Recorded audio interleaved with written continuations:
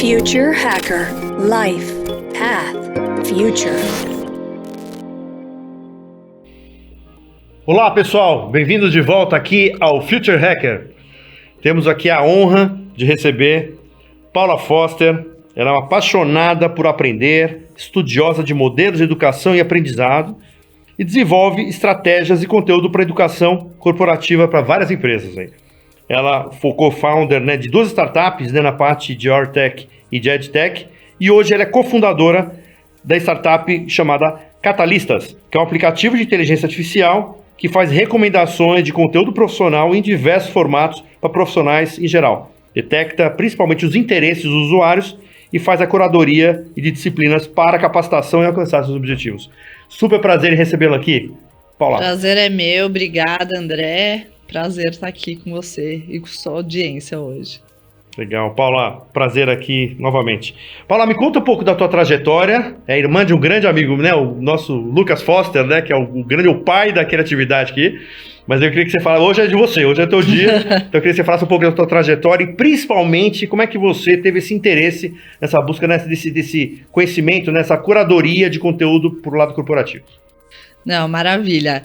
Bom, eu tenho uma trajetória muito diversa, profissional. Eu sou formada em moda, logo na faculdade já vi que eu era uma pessoa mais de negócios, então logo em seguida eu já fui para negócios, trabalhei como executiva, dentro do segmento de varejo de moda, mas em várias áreas, em marketing, supply chain, implantando sistema, abrindo rede de lojas, sempre para grandes marcas, para grandes negócios no Brasil.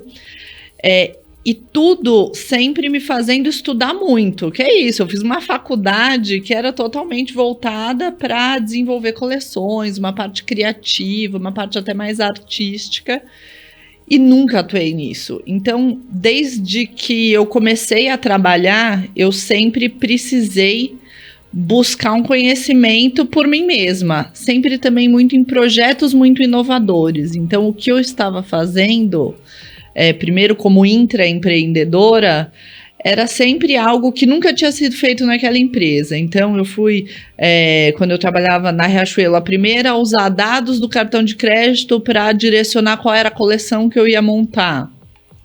Depois, na Alpargatas, para montar a rede de varejo de lojas havaianas dentro de uma indústria de 100 anos. Então, sempre trabalhando muito com coisas que eram novas formas de fazer e tendo que aprender. Então, eu sou uma autodidata de natureza.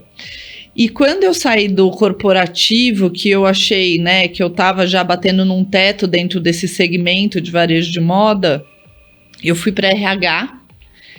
E aí no RH foi uma transição assim bastante inesperada, porque eu vinha de marketing, business, tal, para uma indústria, e eu mudei de indústria e de área. Então eu saí disso para assumir como diretora de RH numa empresa de engenharia, que é a maior empresa de engenharia do Brasil, que estava crescendo absurdamente, exatamente porque eles queriam uma visão diferente para aportar no negócio.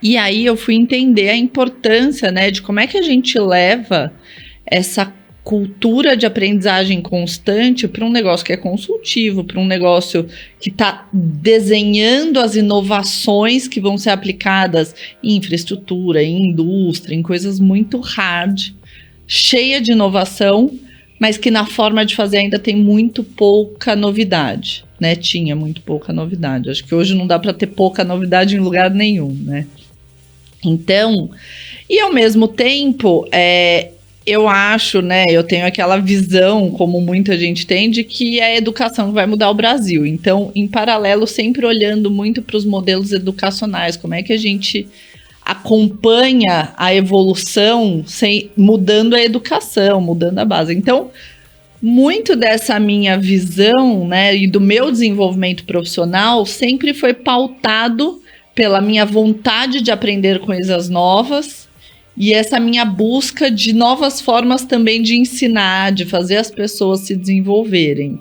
E tudo isso foi juntando e chegou no que a gente faz hoje no Catalista, que como é que a gente pensa num modelo onde se conecte com as pessoas, onde a gente ajude as pessoas a estarem aprendendo o tempo inteiro, dentro do tempo que elas têm, dos formatos que elas gostam, com conteúdo de altíssima qualidade que está disponível hoje para todo mundo, né? De uma forma organizada. Então, isso aí é um pouco da minha trajetória e de como o aprendizado faz parte da minha trajetória o tempo inteiro. Perfeito. Tem 2 pontos interessantes aí que você falou, que eu vou puxar, quer dizer, tem algumas questões, mas eu acho que eu vou antecipar algumas coisas aqui. A primeira é o que percebe que essa é uma grande ferramenta do famoso lifelong learning, né? Quer dizer que não acaba, é um aprendizado contínuo e isso vai, né?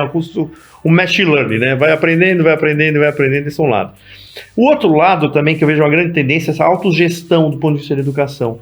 Eu queria que você fizesse uma conexão desses 2 pontos, assim, né? Primeiro, como é que a pessoa tem essa disciplina de entrar nesse mundo do lifelong learning através dessa autogestão educacional? Eu acho que assim, o primeiro ponto, né, da disciplina é a necessidade, né? Quando a gente tem uma necessidade, a gente faz isso fazer parte do nosso dia a dia. Então, e aí a necessidade tem a ver com a consciência. Eu acho que o estudar constantemente, né, o aprender constantemente, ele é necessário. Eu acho que uma das coisas que eu mais gosto de falar hoje é sobre o que você está fazendo. É uma pergunta que eu faço para todo mundo. O que você está fazendo para acompanhar toda a evolução no que você faz, né? Como é que você está melhorando o seu dia a dia? Do ponto de vista de ferramentas de trabalho, de acompanhar as inovações da sua indústria. E mesmo se você não tem um trabalho assim... ontem eu estava conversando com 2 amigas que são mães, né? O trabalho delas tá ali na gestão da casa, da família, tal, que é um trabalho grande. Tem muitas ferramentas hoje para melhorar isso, né? Para facilitar isso. Então, o estar buscando e aprendendo novas formas de fazer, ele tem que fazer parte da vida de todo mundo. E eu acho que poucas pessoas olham para isso como uma necessidade. E aí fica muito difícil você se motivar Eu acho que o se motivar... Eu falo um pouco que o aprender é que nem fazer dieta. Todo mundo quer emagrecer, mas tem muita dificuldade de fazer dieta. As pessoas falam muito sobre, eu preciso continuar aprendendo e tal, mas tem muita dificuldade de pôr isso em prática. E aí vem a sua questão sobre a disciplina, né? A disciplina, ela é algo muito difícil de ser criado, principalmente de uma forma muito consciente, né? Então, como é que eu vou dando consciência a tudo que eu estou absorvendo? Porque onde está o aprender? A gente aprende o tempo inteiro, né? Não tem como a gente não estar aprendendo o tempo inteiro. A questão é, talvez eu não tenha consciência para olhar para o que eu estou aprendendo, né? Como, o que isso está me trazendo de novo? O que eu posso aplicar isso? Como é que eu posso usar essa conversa que a gente teve aqui e que você me contou de uma tecnologia nova, e como é que eu posso olhar para isso e um pouquinho mais a fundo e ver se isso pode fazer parte do meu dia a dia, se isso pode se conectar com o meu trabalho? Então, eu acho que se a gente tiver, primeiro de tudo, uma consciência sobre o quanto a gente está aprendendo o tempo inteiro, e depois, né, ter momentos onde a gente fala, mas e de tudo isso que eu aprendi, o que eu posso usar, como é que eu posso fazer, tentar sistematizar um pouco, já ajuda, né? Agora, como é que a gente faz para isso estar no dia a dia das pessoas, trazer a consciência para as pessoas? Eu acho que é muito pela dor, sabe? Eu acho assim, eu tô fazendo algo que eu tô ficando para trás, eu vou atrás de aprender. Eu tô num emprego novo, eu vou atrás de aprender. Eu vejo as pessoas com muita dificuldade de fazer isso simplesmente porque é importante aprender e eu vou colocar isso no meu dia a dia, abrir uma agenda, ter um horário na semana. É o mundo ideal, Mas mesmo para mim, que sou uma pessoa que eu sou orientada a buscar aprendizado constantemente, eu tenho essa dificuldade. Quando eu tô num assunto novo, eu vou lá, eu mergulho, eu estudo, tal. De repente, paro. Aí eu dou uma relaxada, perco esse pique. Depois volta. Mas é muito pela necessidade. Então, eu acho que se a gente for criando necessidade o tempo inteiro, a gente vai fazendo isso naturalmente. E como é que a gente cria essa necessidade? Pela curiosidade. Eu acho que o mais importante para a gente aprender constantemente é a gente ser curioso na vida. Curioso com tudo. Então, para mim, né, quando a gente fala de habilidades, a gente talvez entre um pouco mais nisso, a curiosidade move a nossa necessidade de aprender e vai movendo a gente para a gente estar evoluindo constantemente. Perfeito. É engraçado que assim, a gente fez uma dinâmica para falar qual era o público do Future Hacker, né? No exemplo, né? Aí todo mundo, não, mas é classe A, B, é C, é B. Eu falei assim, cara, esquece a demografia, cara. É curioso, é exatamente isso. Assim, o que eu tô para eles é um portfólio de assuntos, de temas de interesse. Se a pessoa quiser, por exemplo, teve até uma história interessante que um garçom de um bar de amigo meu falou assim, nossa, André, tô adorando os podcasts. Eu falei, legal, né? Tem um lá que eu não entendi nada, né?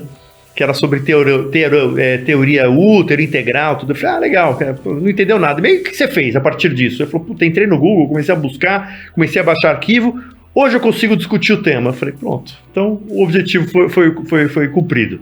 Exatamente, né? E é exatamente esse ponto. Se a pessoa é curiosa então, assim, isso, e falando novamente aqui, quer dizer, assim, são diversos assuntos, cara. Se a pessoa pegar um desses e se especializar, tem até um CEO de uma empresa que vai falar hoje aqui no Future Hacker, que ele é um CEO que foi de um grupo bem forte aí da área de alimentação, que ele falou uma coisa muito interessante. Ele falou, se você usar 90... Ele tem uma fórmula que assim, 90 minutos por dia, por 90 dias, você vira um especialista em qualquer coisa em 3 meses.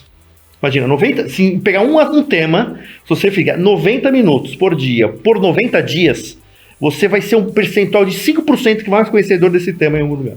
É bem diferente tem uma teoria das 5.000 horas, né? 10.000 horas, não lembro, é um número bem grande, que é nessa linha, se você fizer uma coisa por 10.000 horas, e eu acho uma loucura, porque assim, a verdade é que ninguém faz nada por 10.000 horas hoje em dia, né?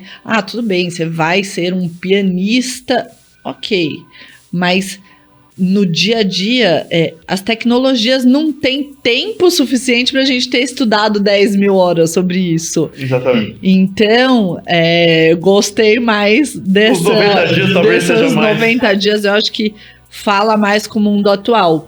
Agora, só complementando, eu acho... Tem gente que fala para mim, às vezes, mas você estuda muito, você é muito estudiosa. Estava tendo uma conversa dessas com um amigo outro dia. Ele falou, eu odeio estudar e tal. Eu falei, não é verdade. Ele falou, não, porque eu sou self-made man, né?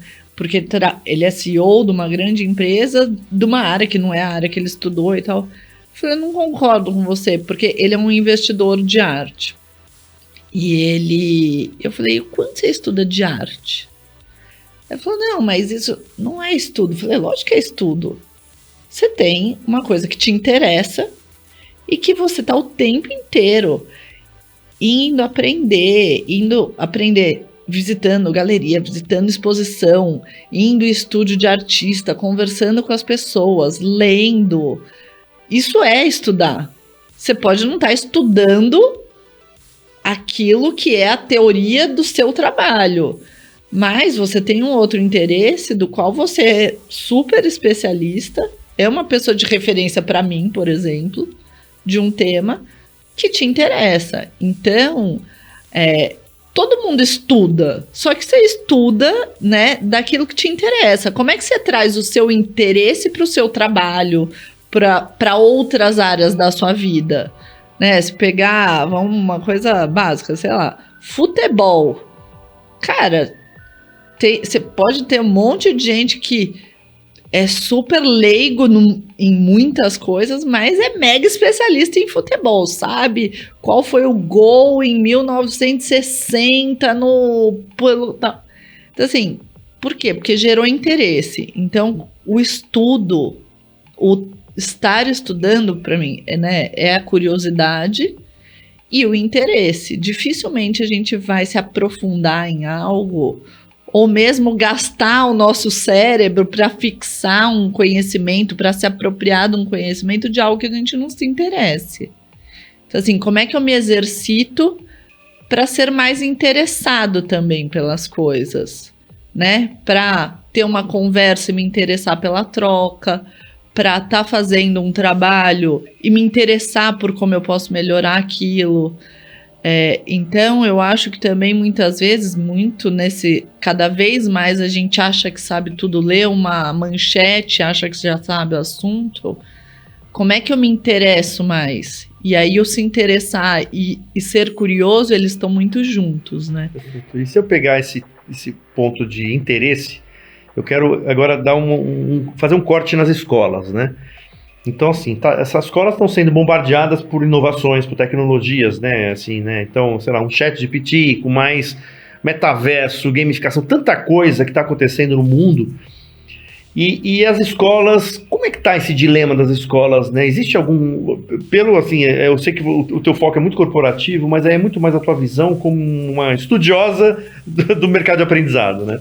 Você acha que as escolas estão conseguindo criar código de conduta ético de utilização dessas tecnologias, quer dizer, de preparar seus professores para ter um aluno curioso que já está totalmente imerso nesse mercado totalmente tecnológico que a gente está vivendo, quer dizer, e aí acho que uma ponto importante, assim, a escola está conseguindo aquele protagonismo que ela teve durante séculos, ela está conseguindo ou não, ou ela está ela está atrás, correndo atrás, e teoricamente num conhecimento desnivelado. Como é que está esse cenário? É complexa essa questão, mas vamos lá, eu acho que a escola, ela tá muito na mesma linha das organizações, né? Tá todo mundo tentando entender a tecnologia chegando muito mais de fora para dentro do que de dentro para fora, né? Tirando as empresas de tecnologia que estão criando e trabalhando para criar novas tecnologias, a gente está absorvendo tudo isso de fora para dentro. É muito mais o aluno que chega questionando e usando o ChatGPT do que o professor que vai falar, usem o ChatGPT e tragam aqui para a gente trocar uma ideia sobre a questão ética, sobre a qualidade do que veio, sobre como vocês podem fazer um prompt melhor, né? Então, não acho que as escolas estão preparadas, como eu não acho que as empresas estão preparadas, e todo mundo vai ter que correr atrás o tempo inteiro e se transformar. Eu vejo que tem sim uma movimentação grande buscando ajudar como é que a gente leva para as escolas novas tecnologias, novas formas de ensinar e tal, mas eu vejo muito pouco se falando de como eu ajudo o professor a se preparar para isso. E não adianta, falando de interesse, né?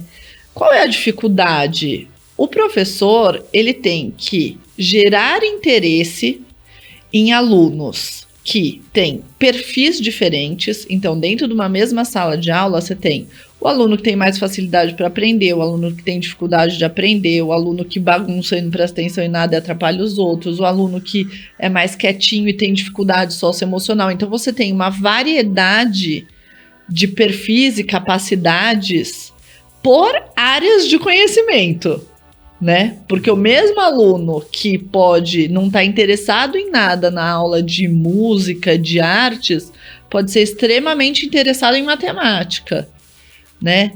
O outro que adora a aula de educação física, mas não quer saber da aula de português, né? Então, assim, você tem que gerar interesse em pessoinhas, informação sobre conhecimentos diferentes, porque todo mundo precisa passar pelos vários conhecimentos, não necessariamente no mesmo nível de profundidade, e pessoas com perfis diferentes. Então, o papel do professor é extremamente complexo, né? No gerar curiosidade, no como é que ele consegue. E aí, se a gente falar, não, é uma tecnologia nova que vai ajudar a resolver. Não, tem gente que vai sentar a bunda na cadeira e vai se prestar atenção e ter interesse. E a maioria não, né? E cada vez menos. Por características de como a gente está cada vez com menos capacidade de prestar atenção em profundidade. E aí, como é que a gente está ajudando o professor, primeiro, a entender todas essas mudanças, a ele usar essas mudanças, né? Como é que o professor está usando o ChatGPT para montar a aula dele de uma forma mais fácil? Como é que a gente tira do professor o preconceito sobre as novas tecnologias, sobre os novos conhecimentos? Como é que a gente gera curiosidade dos professores, né? E eu acho que é muito parecido com como é que a gente faz isso com os nossos colaboradores, né? O mundo ainda é muito voltado para qual é o resultado que eu estou entregando, mas a gente tem muito pouco tempo para se questionar sobre o como, sobre o buscar uma forma nova. Então, assim, eu dou tempo para esse professor, que na maioria das vezes tem um trabalho de manhã, outra tarde, às vezes até outro à noite, né? Para ele conseguir buscar coisas novas, montar a aula, corrigir prova e estar em sala de aula, porque enquanto ele está em sala de aula, ele não tem tempo de dar uma olhada na internet, dar uma relaxada, ele está ativo 100% do tempo, né? Então, eu acho que se questiona muito, né, os modelos de educação e tal, mas se questiona muito pouco como é que a gente ajuda os professores. E o professor é o que vai fazer essa ponte entre o conhecimento, né, o que deveria ajudar o aluno a questionar o que ele sabe, o que ele está aprendendo, o que ele chega e vê no ChatGPT, na Alexa, no Google. Eu tenho um filho de 5 anos e outro dia ele tinha uma lição de casa que era: pesquise o seu nome, né, a origem do seu nome. Tinha que fazer junto com os pais. E qual foi a primeira coisa que um menino de 5 anos chegou em casa e fez? Mamãe, preciso pesquisar o meu nome. Alexa, o que significa? E a Alexa deu uma resposta. Eu falei, não, vamos lá. Você sabe como que faz uma pesquisa? Vamos olhar, vamos entrar no Google, vamos ver várias fontes. Qual é sabe que é fonte? Ele vai entender? Sei lá se ele vai entender agora. Um dia ele vai. Mas a gente está indo para um modelo onde tudo é muito pasteurizado. Como é que o professor ajuda a gente a questionar isso?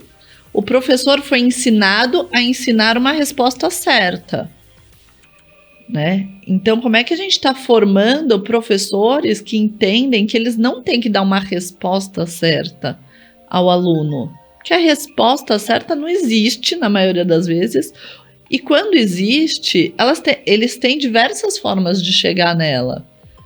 E ela está disponível em qualquer canal que o aluno for buscar. Então a resposta já está dada para essas crianças, esses jovens que estão na escola. O que não está dado? O raciocínio, a capacidade de abstração, a capacidade de ter curiosidade sobre como é que eu vou usar isso. O professor não foi ensinado a ensinar isso, ele nem sabe, na maioria das vezes, que ele pode dar esse espaço para o aluno. Não, muito bom, e a gente nem falou ainda isso, maravilhoso essa approach, essa visão, e a gente ainda nem falou também de transversalidade de temas, que é outra complexidade. Exato. Como é que o professor de matemática consegue permear por áreas humanas, quer dizer, que eles conseguem ter visões mais amplificadas e mais holísticas sobre o assunto, que é para onde a sociedade está indo, né? Quer dizer, assim, né? Para cada vez mais essa visão um pouco mais né, de correlação entre as próprias disciplinas, né? Então, você imagina, é outro grau de complexidade, né? Eu acho que isso é uma coisa que as escolas já estão buscando. Óbvio que a gente tem que sempre fazer um recorte das escolas particulares, que têm mais facilidade de levar esse tipo de conteúdo para os alunos, né, com a maioria das escolas que são as escolas públicas. Mas mesmo a nova grade curricular, ela tem essa proposta de olhar a transversalidade. Você tem o projeto de vida que parte também disso. Então, a educação, ela está migrando para isso já na base nacional curricular. Mas isso leva muito tempo para estar na prática dos alunos, né? Tipo, tá sendo implantado na maioria das escolas. Tem que ser implantado em todas as escolas, mas, mais uma vez, volta. O professor está preparado para isso? Como é que a escola junta esses conhecimentos? Como é que se escolhe esses projetos? Mas isso eu acho que é uma coisa que está mais fácil do que a tecnologia, né? Porque quando você pega, principalmente a educação infantil, ela é muito assim, né? Ela é muito cross, porque ali você não está separando tanto em conhecimentos técnicos. Você vai separando os conhecimentos conforme o aluno vai crescendo. Então, essa base já faz um pouco mais parte da pedagogia, né? Em algum momento, o professor aprendeu a olhar as várias áreas. O que eles têm que juntar são os vários conhecimentos técnicos no mesmo projeto. E aí, um olhar de comunicação entre áreas, de professores trabalharem juntos, né? Então, antes a escola, ela era muito cada professor trabalhando no seu quadrado, ali na sua sala de aula. Você trabalhar em equipe é muito mais fácil você montar uma equipe dentro de um lugar que já está estabelecido e que tem uma coordenação e uma liderança que esteja interessada nisso, do que você, de fato, trazer conhecimentos que não fazem parte desse repertório. Então, eu acho que essa interdisciplinariedade está vindo da escola, tem que chegar às universidades, acho que as universidades estão mais distantes disso, né? Mas é uma tendência e está sendo implantado já. Acho que daqui 10 anos a realidade vai ser muito diferente do que de hoje nesse tema. Muito bom. Paula, queria voltar um pouco para o mercado corporativo agora. Né, você tem um aplicativo que faz essa curadoria em cima da inteligência artificial, etc. Tem muita coisa que a gente aprende no mercado de games para isso, porque assim, a gente traz essa gamificação, eu consigo trazer isso para o lado corporativo na parte de aprendizado ou não? Claro, eu acho que a gamificação, né, e aí o desenvolvimento do game, ele tem uma ciência por trás, né, eu estava discutindo isso até tem toda essa questão, o quanto as crianças ficam no celular e ficam viciadas nesses jogos. E os jogos são construídos para viciar, né? E para viciar do que ponto de vista? Eu tenho um game e qual que é a minha monetização? É quanto mais tempo eu estou engajando aquele usuário naquele game. Então eu desenvolvo formas de deixar as pessoas ali por mais tempo. E é óbvio que a gente consegue pegar, e fazem brilhantemente, né?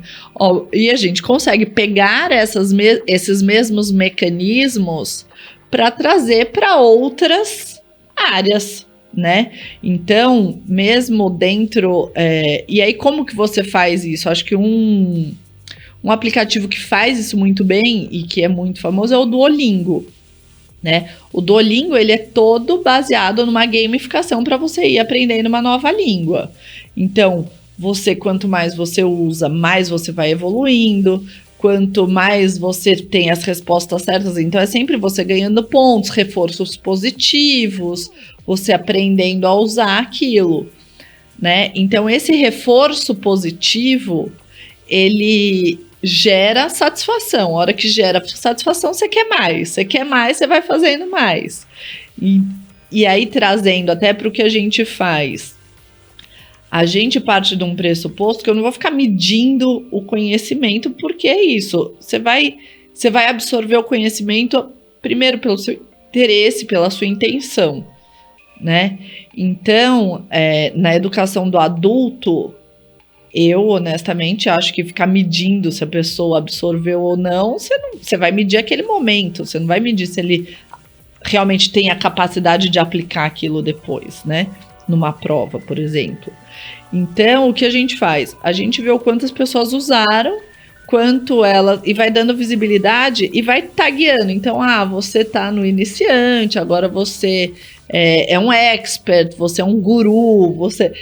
E isso vai fazendo você falar, opa, quero mais, né? Olha, já cheguei nesse nível, olha que legal, mostrar para os outros. Eu brinco que a gente vive muito a ostentação do conhecimento, né? Então, as pessoas gostam de mostrar para os outros sobre o que elas conhecem. Então, a gente tem que usar esses mecanismos de reforço positivo para trazer um reconhecimento, e quando a gente vai gerando esse reconhecimento, as pessoas vão se empolgando e vão querendo mais. Né? E até trazendo... E isso é do ser humano, né? É da natureza humana. Você vai fazendo esse reconhecimento, você vai induzindo a produção de dopamina, que vai dando um reforço positivo no cérebro. Então, não é só emocional, ele também é físico. Então, tem muitos mecanismos para a gente aproveitar toda essa estratégia de games, né? Todo esse desenvolvimento, que tem uma indústria muito eficiente, fazendo coisas muito bacanas, para fazer essa interdisciplinariedade, conseguir levar essa experiência mais engajadora para outros conteúdos que vão gerar aprendizado. E vocês, por exemplo, na Catalistas, vocês usam muito dessas ferramentas ou não? A gente usa, a gente vai sempre estudando e melhorando e vendo o que tem a ver também com o propósito que a gente está colocando aqui, né? Então a gente entrou com uma gamificação um pouco mais clara e um pouco mais engajadora agora. A gente traz também a questão dos aspectos sociais, né? As pessoas querem o reconhecimento do outro, ou elas valorizam o outro. Então a gente está trazendo pessoas para fazerem as curadorias, né? Então, dentro da empresa, você sempre tem aquela pessoa que é uma referência. O que é aquela referência interna? Tá ensinando para os outros. A partir do momento que ela tá indicando aqueles conteúdos, as pessoas se engajam mais. Então, tem alguns mecanismos, tanto de gamificação quanto sociais, que ajudam a gerar mais interesse nas pessoas. E a gente usa sim. Muito bom. Me diz o seguinte, Paula, uma última questão aqui a respeito do... Vamos agora com o pezinho no futuro, né? Como você acha que é o futuro desse mercado de educação, principalmente assim? Para onde que você acha que está indo? A gente já passou, né, por autogestão, por lifelong learning, mas qual seria o melhor formato que você vê no futuro da educação? Eu acho que, vamos lá, né, educação tem vários momentos da vida das pessoas, né, a gente passou por alguns aqui. Então, eu acho que do ponto de vista, né, quando a gente fala de educação de base, né, escola... É um pouco isso que a gente falou, é a interdisciplinaridade, é a gente gerar menos a resposta e mais o processo de conhecimento, um processo investigativo, geração de temas novos, dar mais liberdade também para os alunos buscarem outros temas para se aprofundar. Então, você vai ter aquela base comum, mas você vai ter muito mais eletivas, um ensino mais diverso, né, em temáticas, em profundidades, em assuntos. Quando a gente vai para as universidades, né, eu acho que a gente tem que questionar muito qual é a necessidade de um diploma universitário. Por quê? Porque, assim, cada vez mais o conhecimento ele vai ter prazo de validade, né? Então, o conhecimento que é perene, ele está sendo muito reduzido e tudo está ficando muita novidade, né? Eu estou pensando, como é que eu estou formando profissionais? Eu estou formando profissionais se atualizando o tempo inteiro. Então, o papel das universidades, né? Um estudo de 4 anos, né? Uma formação longa, onde eu tiro a pessoa de parte do horário de trabalho, da aplicabilidade, para ela estar ali estudando, eu acho que isso vai ter uma transformação gigantesca, porque o mercado de trabalho não absorve mais isso. Então, a não ser óbvio, tem coisas muito técnicas, não dá para eu formar um médico, né, por EAD e só com conhecimentos adquiridos recentemente. Não, tem uma questão ali, como é que a pessoa vai aprender a operar alguém, né? Como é que ela vai... Tem coisas que não tem como a gente mudar tanto. Mas, quando eu falo de uma educação de administração, por exemplo, eu acho que tem mudanças radicais para serem feitas. Porque esses conhecimentos, você vai ter ali um core, que é, né, um conhecimento de base, mas o resto é tudo uma continuidade. E aí, como é que a continuidade acontece, né? Então, como é que as universidades se desapegam do eu formo, fiz o meu papel e mando a pessoa para o mercado e tchau, tá feito, pro como é que eu continuo mantendo essas pessoas atualizadas constantemente, né? Vai ser uma assinatura de universidade. Eu acho, eu iria para esse caminho. Essa era a visão que eu queria. Por que não ter a Netflix do conhecimento, da educação, onde eu pego uma assinatura? Não é um curso, é uma assinatura. Então, assim, exato. Eu pago, sei lá, R$50 por mês, eu vou ter sempre atualização sobre o tema que me interessa, né? E eu acho que o problema é que hoje as empresas estão querendo compensar isso, né? Ou estão tentando compensar isso e muito perdidas na forma de fazer. Por quê? Porque a hora que a gente entra nas empresas, qual que é a principal reclamação? Ninguém engaja, eu gasto uma grana aqui, eu monto um Netflix de educação, com os conhecimentos que são importantes, que são relevantes, e ninguém usa, né? As taxas dessas plataformas de educação corporativa é de menos de 10% de uso dentro das empresas. E por quê? Porque é isso, no que a pessoa está interessada, que tempo que ela tem, o que eu estou promovendo para que você vai fazer isso? Eu estou dando tempo e estou gerando interesse na pessoa de sair daquilo. E outra, para que ela precisa? Ela precisa disso para estar ali fazendo o trabalho que você está colocando uma meta para ela? Ou você está pedindo mais do mesmo? Ou você está pedindo só o tempo dela?